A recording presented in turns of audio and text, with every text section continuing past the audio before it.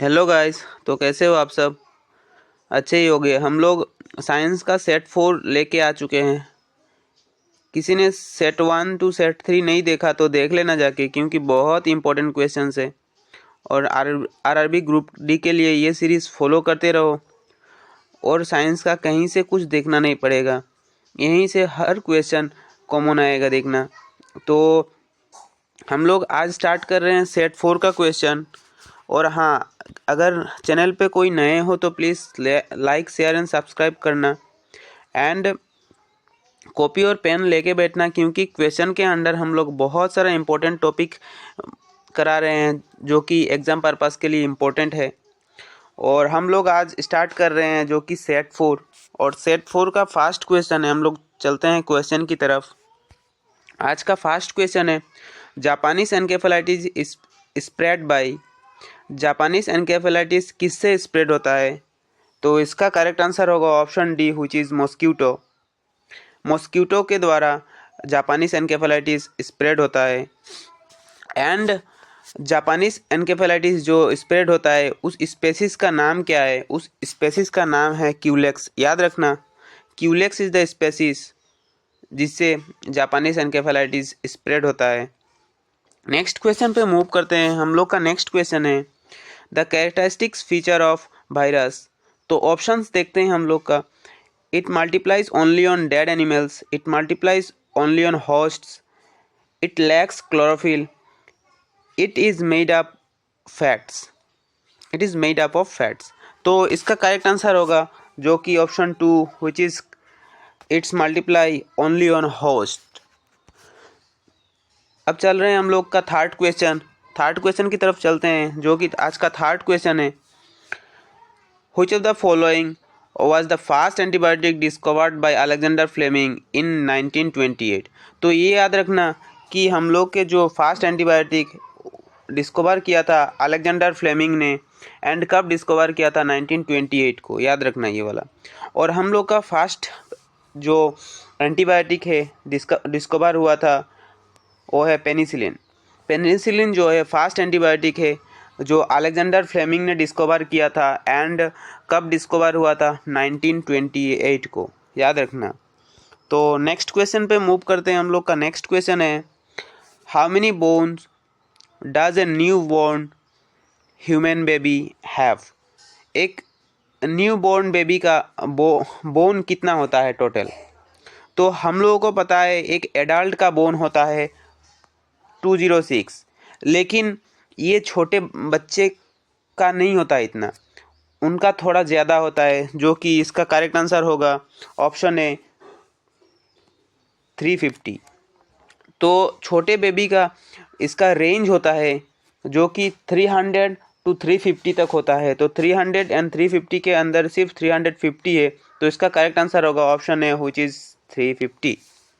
Range भी याद रखना, जो कि इनका बोन का रेंज होता है 300 to 350।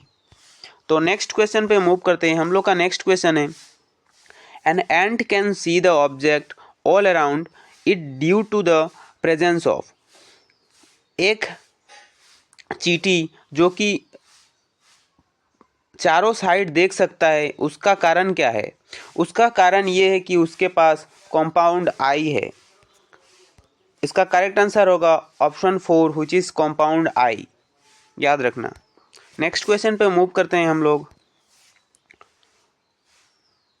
What plant has the scientific name Solanum ट्यूबरसम?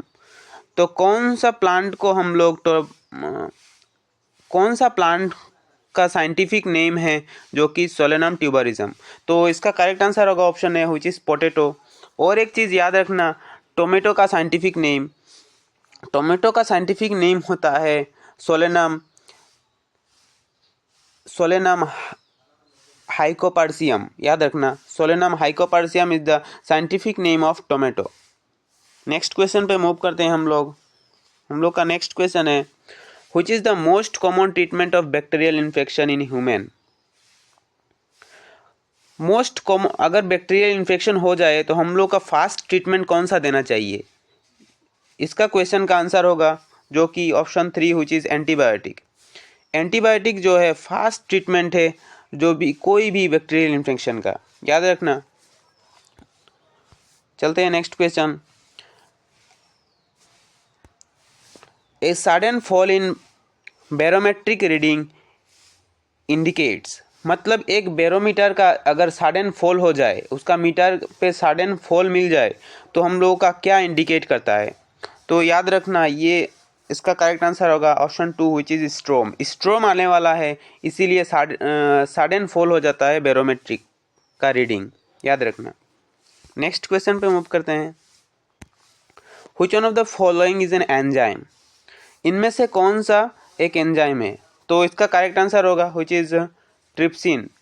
Trypsin is an enzyme जो कि हम लोग के डाइजेस्टिव प्रोटीन है एक, और ये सिक्रीट होता है पेनक्रियास से और डुओडेनम में सिक्रीट होता है, याद रखना, जो कि डुओडेनम एक स्मॉल इंटेस्टाइन का पार्ट होता है।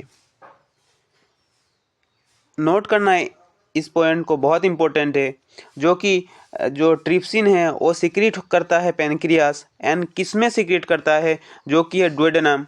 एंड ट्रिप्सिन एन एंजाइम है जो कि डाइजेशन में बहुत इंपॉर्टेंट रोल प्ले करता है, याद रखना।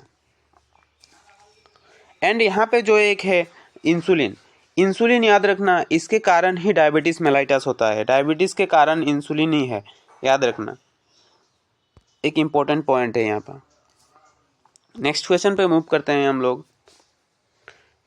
ह्यूमन रेस्पिरेशन रिलीज, जब ह्यूमन रेस्पिरेशन करता है तब क्या रिलीज होता है? तो इसका कारण, इसका करेक्ट आंसर होगा जो कि option 2 carbon dioxide. Next question पे मूव करते हैं।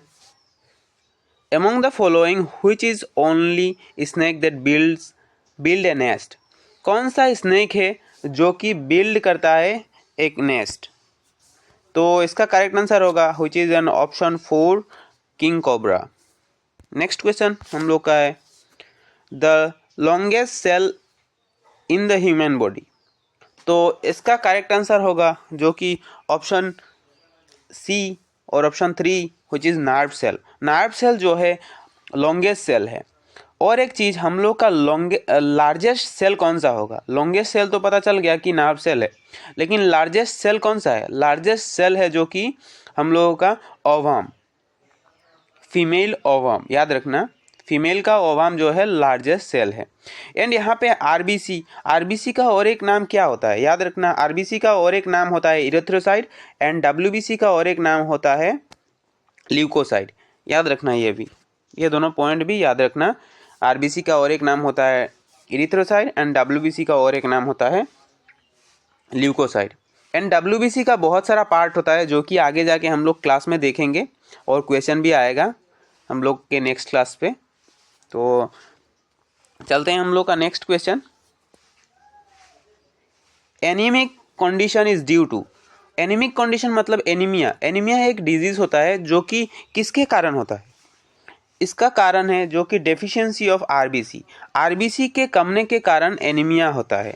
और अगर आरबीसी कम जाए तो हीमोग्लोबिन का वैल्यू भी कम जाता है, इसीलिए एनीमिक कंडीशन होता है, याद रखना, deficiency of RBC. Next question पे मूव करते हैं हम लोग। Which organ is not a gland, इनमें से कौन सा है जो कि एक ग्लैंड नहीं है?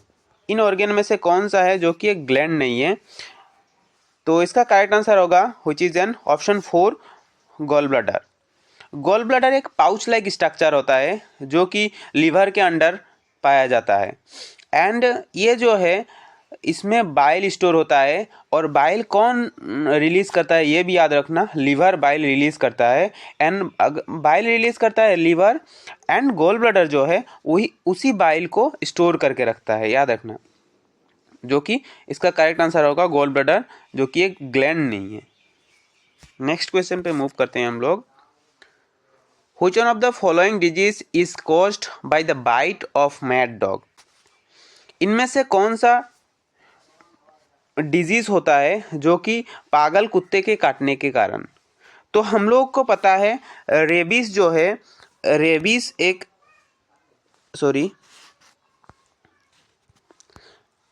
जो कि रेबीज हम लोग का है, ये एक पागल कुत्ते के काटने के कारण एक डिजीज होता है रेबीज। लेकिन यहाँ पे हम लोगों का रेबीज का कोई ऑप्शन ही नहीं है, तो हम लोग क्या चूज करेंगे? तो रेबीज के कारण कौन कौन सा कोज होता है?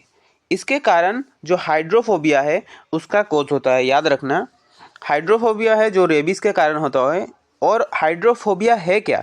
हाइड्रोफोबिया है मतलब वाटर से डर लगना, फियर ऑफ वाटर, मतलब वाटर से डर लगना, जो कि हाइड्रोफोबिया है, याद रखना।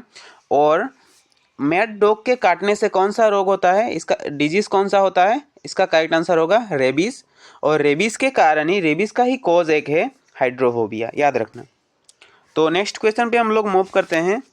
हम लोग का नेक्स्ट क्वेश्चन है, और आज यहीं तक था। हम लोग का शायद 20 क्वेश्चन कंप्लीट हो चुका